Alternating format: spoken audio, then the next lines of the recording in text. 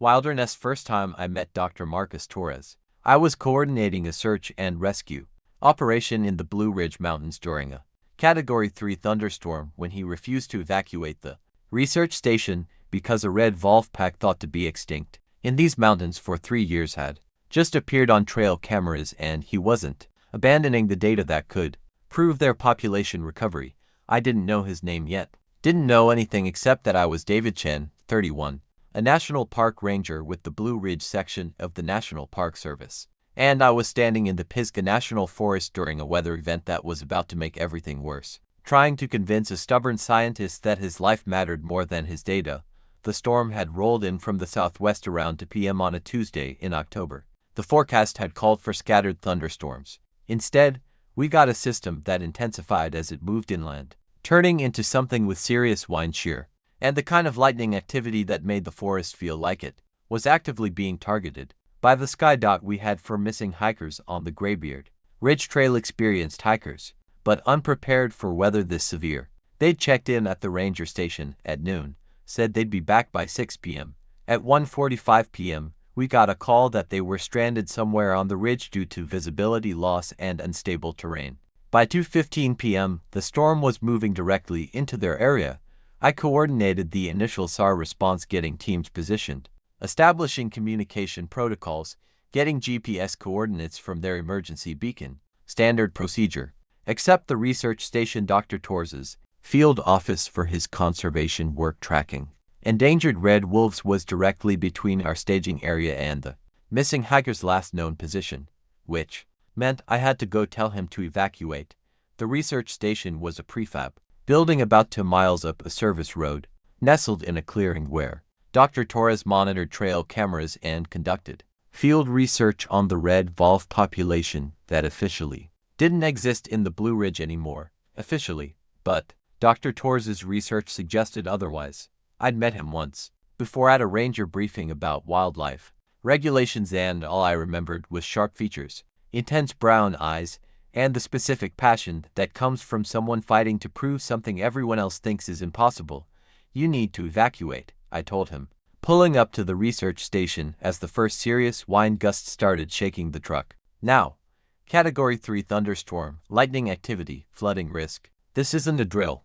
He looked up from his monitor's multiple screens showing trail camera feeds from throughout the mountain range and just shook his head. Can't, he said simply. Look at this, on the screens, 2 massive wolves. Dark fur, distinctive markings, captured on 3 separate trail cameras within the last hour. Red wolves, Canis rufus, supposed to be extinct in the Blue Ridge, officially extinct, but there they were. I know they're important, I said, trying to keep my voice calm and reasonable. But you're more important. The data will still exist if you come back after the storm. The data exists if I preserve it, Marcus said, already moving toward a bank of servers in the corner. If the power fails and I lose real-time backup, we lose the trail camera feeds, the GPS coordinates, everything that proves these wolves are here. Years of research gone. The wolf recovery program gets defunded. The population stays hidden and unprotected because nobody believes they exist. Lightning flashed outside the window. The sound of it, the immediate crack of thunder, meant it had struck within a mile. 6 minutes, I said. That's how long you have. Then I'm physically removing you from this building. 5 minutes, Marcus said, hands flying across keyboards. To transfer the critical data to external drives, secure the servers for power failure, and photograph today's camera feeds. 5 minutes. I stood at the window, watching the forest getting pelted by rain that seemed to be coming horizontally. Watching the wind bend trees in ways that looked like they might snap them. Watching the sky turn colors that didn't seem natural. 4 minutes, I said. 3, Marcus replied, not even looking up. The data transfer is almost done. 95%. Come on, the power flickered. Just once, but enough to make my heart jump. Backup generator, Marcus said immediately. It's kicking in. Okay, 2 minutes. The drives are being encrypted and secured. 1 minute. Done. He grabbed 2 ruggedized external hard drives, shoved them into a waterproof case, and moved toward me. Let's go. We ran to my truck as the forest was actively being torn apart by wind. Lightning hit somewhere close enough to make my ears hurt. Rain was so heavy I could barely see the windshield even with the wipers on full speed. You're crazy, Marcus said, soaking wet, clutching the hard drives like they were made of gold. You're crazier, I replied, starting the truck and heading back toward the main staging area. You almost died for Red Wolf data. It's not just data, Marcus said. It's proof. It's hope. It's everything for the Wolf recovery program. The SAR operation took 8 hours. We found the missing hikers cold, scared, but basically fine and got them to safety. I coordinated rescue efforts from the command center, monitoring weather, guiding teams, managing the operation with the specific focus that SAR requires. Marcus stayed at the command center. He didn't have to, but after we'd evacuated the research station, he asked if he could help, and I'd put him to work getting medical supplies organized. He moved through the space with the kind of quiet competence that suggested he'd done emergency response work before, when everything was secure and the hikers were at the hospital being checked out, and the storm had finally moved north and weakened to manageable levels. I found Marcus sitting outside the command trailer, looking up at the sky. Your data safe? I asked, sitting down next to him. Backed up 3 times, he said, which is unnecessary paranoia. But today felt like the kind of day where unnecessary paranoia was appropriate. Today felt like the kind of day where I should have just tied you up and carried you out of that station. You could have tried, Marcus said. Probably would have failed, but you could have tried. I looked at him, really looked at him. Dark eyes, sharp features, soaking wet from rain that had basically destroyed his clothes, clutching external hard drives like his life depended on it. There was something about him that made me want to both protect him and watch him do dangerous things. I'm David, I said, National Park Ranger. In case you didn't remember from the briefing where I advocated for wildlife regulations that directly complicated your research, Dr. Marcus Torres, he replied. Conservation biologist. I do remember. You were very concerned about protecting property while I was trying to protect endangered species. We had philosophical differences. We still do. Yeah. He smiled. But you came into a Category 3 thunderstorm to evacuate me, which suggests maybe you understand why the conservation work matters. I understand that if you'd been struck by lightning, no amount of Red Wolf data would matter. Fair point, Marcus said. But I'm grateful anyway. For the evacuation. For the rescue coordination. For the fact that you apparently care about both people and endangered species. Only when they're the same person, I said, which was maybe too flirty for someone I'd just met in an emergency. But the adrenaline was still high and the storm was still happening overhead and he was looking at me like I'd just saved something important. The official after-action report took 3 days. The missing hikers were fine. The rescue operation had gone textbook. The only real casualty was the research station's outdoor equipment shed, which had been partially destroyed by wind. On day 4, Marcus showed up at the ranger station with coffee. Apology coffee, I asked, taking it. Gratitude coffee, he corrected, for not leaving me in a collapsing station, for coordinating SAR perfectly, for understanding that sometimes the data matters because the people it protects matter. The data doesn't matter if you're dead, I said. Also true, Marcus agreed, but I'm not. And the data is preserved, and the red wolves are documented. So everything worked out. Everything worked out because you were lucky. I'll take luck, Marcus said. Want to get dinner with luck? Maybe this weekend. Somewhere where there's no storms and no endangered species data to protect. Yeah, I said. I'd like that. The restaurant was called The Sink, a small place in Asheville that specialized in local food from local farms. Marcus ordered the mountain trout. I ordered the venison. We drank local beer and talked for 3 hours. He told me about growing up in Santa Fe, New Mexico, how he'd become obsessed with carnivore ecology after watching his hometown struggle with coyote predation on ranches, how he'd gone to Cornell for ecology, then PhD at Duke, specializing in large carnivore recovery programs, how the red wolf population in the Blue Ridge had been declared functionally extinct years ago. But he had a hypothesis that wolves from the recovery program in North Carolina's coastal areas had been migrating inland, establishing a hidden population in the mountains. I've been documenting it for years, he said. Trail cameras, GPS coordinates, scat analysis, genetic sampling, building a case that the population exists and needs protection. And today, I finally have irrefutable proof those cameras caught them clearly enough to be scientifically undeniable. Because of a thunderstorm that almost killed you. I said, because of a ranger who understood why I couldn't leave, Marcus corrected. If you'd been rigid about protocol, if you'd physically removed me by force, the data wouldn't have been preserved. The population would still be invisible, unprotected. I still should have been more forceful. You should have been exactly as forceful as you were, Marcus said, which was firm but respectful, which was someone saying I understand why this matters, but I also care about your safety. He reached across the table, took my hand. I appreciate that kind of care. I appreciate that kind of passion, I replied. The fact that you're willing to stand in a thunderstorm for something you believe in. It's dangerous and stupid, but it's also kind of beautiful. We left the restaurant with our hands intertwined, walking through downtown Asheville as the evening cooled. The storm had passed completely. The sky was clearing, and everything felt like it was starting instead of ending. The next 4 weeks were divided between my ranger work and Marcus's conservation research. He'd take me to research sites, remote clearings where trail cameras captured footage of the expanding red wolf population. I'd take him on ranger patrols, showing him how the park managed its ecosystem, the specific balance between protection and human use. We were learning each other's worlds, and we were realizing that they complemented each other perfectly. You know what would help the wolf recovery program? I said one evening, watching footage of 3 wolves moving together through the forest. If the Park Service officially acknowledged the population, if we could establish protected corridors for them. I know, Marcus said. I'm building the case. The data is almost conclusive enough that I can present it to the Fish and Wildlife Service. Once it's official, everything changes. How long? 6 weeks. Maybe 8. I'm doing one more round of genetic sampling, confirming the population numbers, making sure every piece of evidence is bulletproof. And then we petition to expand protected lands. We work with ranchers to implement non-lethal predation deterrence. We rebuild what was lost.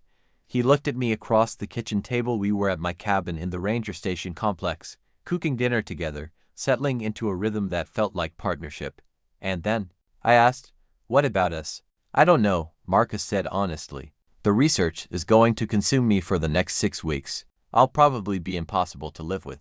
I'll work constantly, sleep sporadically, and obsess about data points. I'm a ranger, I said. I manage crises constantly, work irregular hours, and understand obsession. I can handle obsessed scientist Marcus. You sure? Completely sure. The next 6 weeks were intense. Marcus lived practically at the research station, running 24-hour trail camera surveillance, collecting sketch samples, doing genetic analysis. I managed my ranger duties while being his support system, bringing supplies, helping with field work when I could, understanding when he disappeared. Into research mode for 14-hour stretches. It was exhausting and beautiful, and exactly what a partnership should be when both people understand that work matters. In week 7, we got the confirmation. The genetic analysis proved that 3 distinct red wolf packs were now established in the Blue Ridge Mountains, over 50 individuals in a population that had been declared extinct. The trail camera footage showed family groups, hunting behaviors, territorial markers. It was irrefutable proof. Marcus prepared the presentation for the Fish and Wildlife Service. 60 slides. 5 years of data. Everything he'd worked for. The presentation was scheduled for a Monday in December. On Sunday night, Marcus was a wreck. What if they don't believe it? He said, pacing my living room. What if they think I'm biased? What if the data isn't convincing? It's convincing, I said. I've watched you build this case. It's airtight. But what if, Marcus? I pulled him close, made him look at me. You've done the work. You've got the evidence. You've proven something people said was impossible. Now you have to trust that. I'm terrified. I know. But you're also brilliant. And you're also someone who stands in thunderstorms to save data that matters. This matters more. So stand tall and show them what 5 years of obsessive research looks like. He kissed me. Hard. Like he was pouring every ounce of gratitude and fear and hope into that kiss. Thank you, he said, for understanding, for being patient, for caring about the wolves as much as I do. I care about you, I said. The wolves are secondary to that. The Fish and Wildlife Service presentation was at a federal office building in Charlotte, 3 hours south.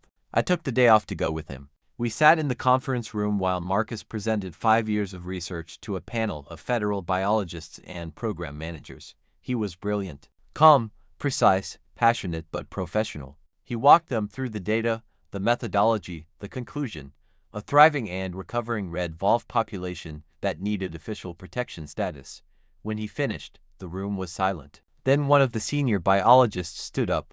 This is some of the most thorough wildlife research I've seen in 15 years, she said. How long did this take you?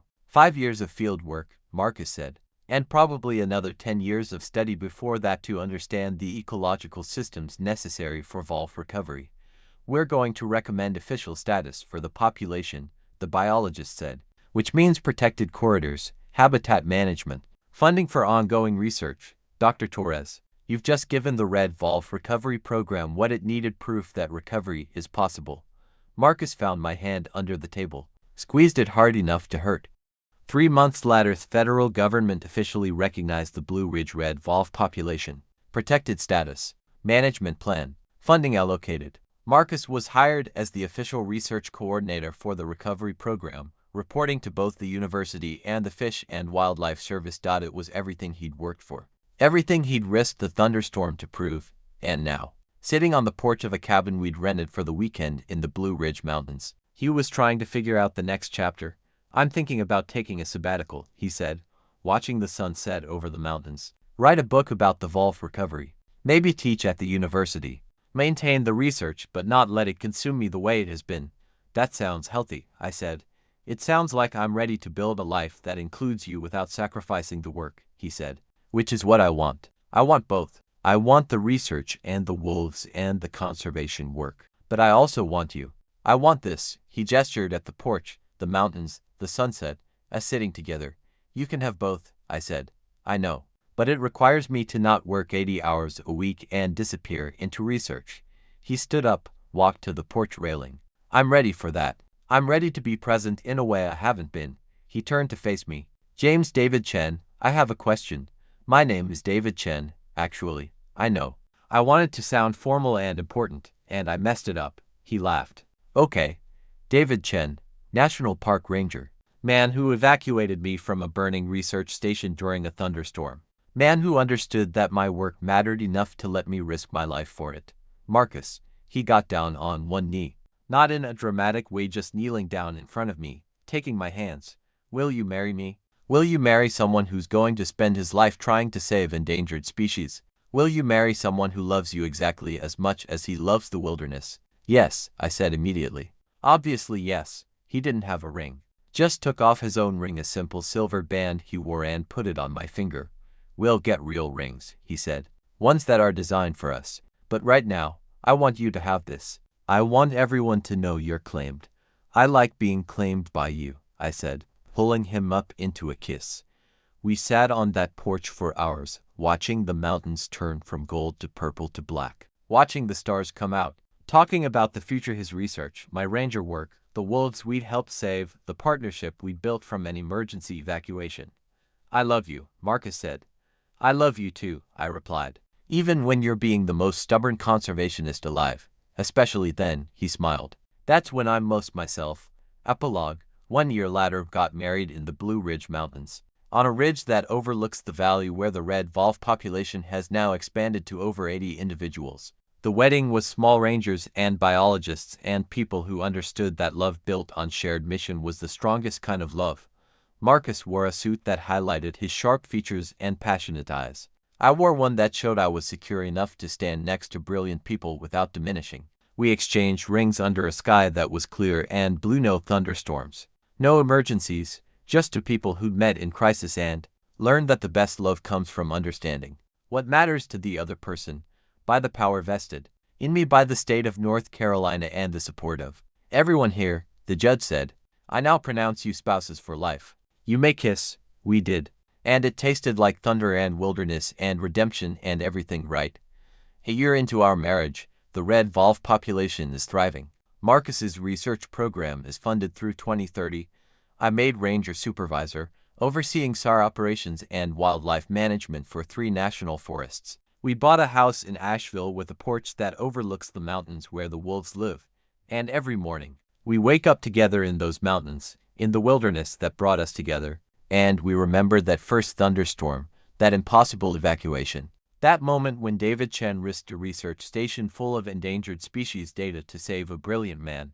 Sometimes the best love stories start with crisis. Sometimes they start with someone being stubborn enough to die for what matters. Sometimes they start with someone understanding that letting the other person be fully themselves even when it's dangerous, even when it's impossible, is the greatest act of love. We mattered. We still matter.